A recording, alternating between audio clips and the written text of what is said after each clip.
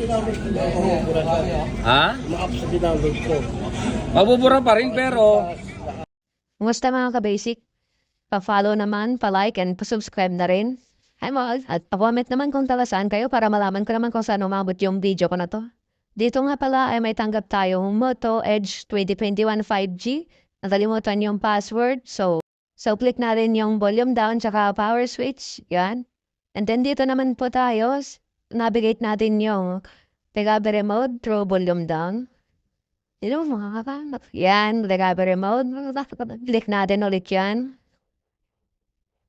Kag-click natin yan, antayin lang natin yung Android na lalabas. Dito naman, ang trick side niya ay kindutin mo muna yung power button, tapos isang click sa volume up. Yan. Tapos reset na natin. Ito nga pala, alam pala ni Kuya yung password ng Google account niya. So, yun lang. Salamat.